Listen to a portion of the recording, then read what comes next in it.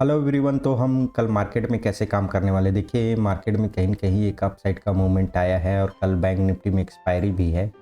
तो कहीं न कहीं मार्केट में अप साइड का मूवमेंट आया है, तो यहाँ पर बायर और सेलर दोनों आए होंगे, क्योंकि ऊपर में देखेंगे तो 48,000 का लेवल है और नीचे में देखेंगे तो 500 का सपोर्ट है। तो हम लोग मान के चल रहे हैं कि यहाँ पर बायर आए होंगे, ठीक है। जब बायर आए होंगे तो हम लोग कैसे काम कर सकते हैं, देखिए अगर मार्केट फ्लैट ओपनिंग होकर कहीं अपसाइड चलने की कोशिश करता है तो 800 के लेवल के आसपास यहाँ पर हम लोग एक सेल साइड का पोजीशन बना सकते हैं और एक 200-300 पॉइंट का हम लोग एक टारगेट बुक कर सकते हैं, ठीक है।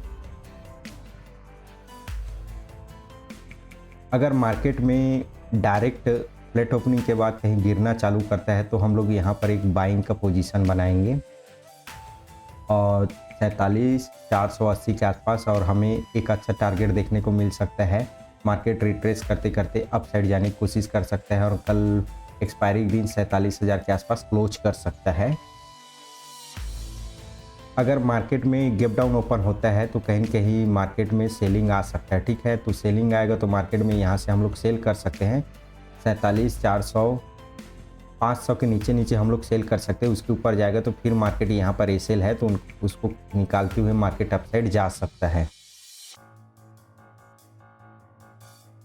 अगर गैप अप ओपन होता है तो मार्केट में देखना पड़ेगा, क्योंकि गैप अप होगा तो मार्केट में ये वाले जो बायर है यहाँ जो बाइंग करके गए हैं कहीं कहीं सेफ हो जाएगा, तो मार्केट एसेल क्रिएट करते करते अपसाइड ही चले जाएगा।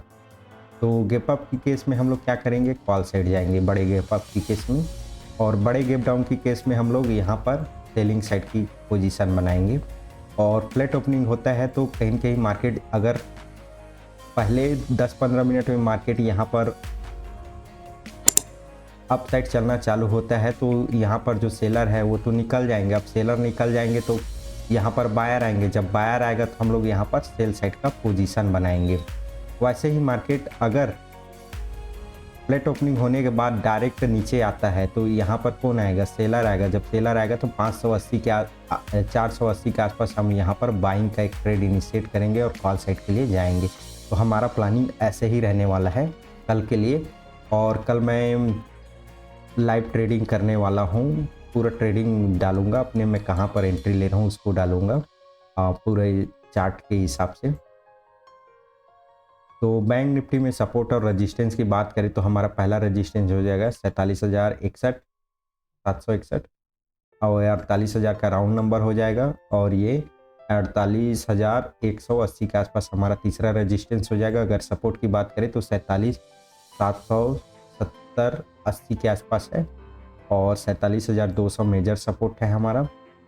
और नीचे में मार्केट देखेंगे तो ये 48,000 का एक राउंड नंबर है, 47,000 का, वहाँ तक आ सकता है, क्योंकि एक्सपायरी में बड़ा बड़ा मूवमेंट होता है तो दोनों तरफ मूवमेंट पॉसिबल है। तो अभी तो ट्रेंड जो है पॉजिटिव चल रहा है तो हम लोग मार्केट के साथ चलने की कोशिश करेंगे। बस ये है कि हमारा प्लान ये रहेगा कि जैसे ही क्लोजिंग प्राइस के नीचे काम करेगा तो मार्केट में हम क्या करेंगे, यहाँ पर बाइंग करेंगे। जैसे ही क्लोजिंग प्राइस के ऊपर मार्केट काम करेगा तो यहाँ पर हम लोग सेल साइड के अपॉर्चुनिटी खोजेंगे।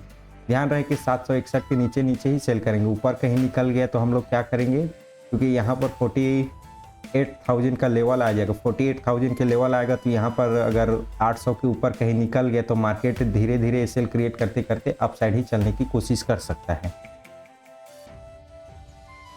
निफ्टी की बात करें तो निफ्टी में भी वैसे ही काम करने वाले हैं। अगर मार्केट में फ्लैट ओपनिंग होकर मार्केट कहीं गिरना चालू करता है तो हम यहाँ पर 22,310 के आसपास बाइंग करेंगे, और यहाँ से हम लोग एक अच्छा टारगेट बुक कर सकते हैं 400 तक का, उससे भी ज़्यादा जा सकता है प्रीवियस हाई को, क्योंकि यहाँ पर जो सेल करके बैठे हैं अभी तक निकले नहीं हैं ये वाले, और कहीं कहीं इनका एसएल 500 के आसपास होगा। अगर मार्केट में फ्लैट ओपन होने के बाद कहीं अपसाइड चलने लगता है तो हम यहाँ 440 के आसपास क्या करेंगे, सेल का पोजीशन बनाएंगे और एक छोटा टारगेट यहाँ पर बुक कर सकते हैं क्लोजिंग प्राइस के आसपास तक का। अगर मार्केट में गैप अप ओपन होता है तो उस केस में हम लोग कॉल साइड का पोजीशन बनाएंगे, क्योंकि नीचे में जो बाइंग करके गए हैं यहाँ पर बायर सेलर दोनों आए रहते हैं तो सेलर तो यहाँ से निकल ही जाएगा। तो जैसे ही निकलेंगे और ये लोग बायर अपना प्रीसेल नहीं काटेंगे तो मार्केट क्या होगा, अपसाइड जाने की कोशिश कर सकता है।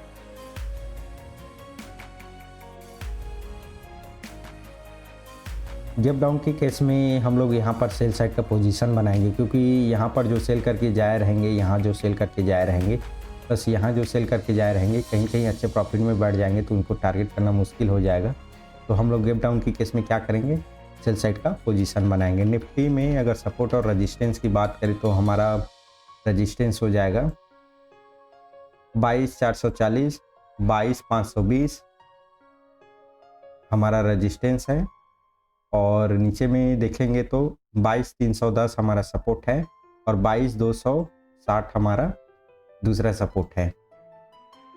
तो आज के लिए इतना ही, धन्यवाद।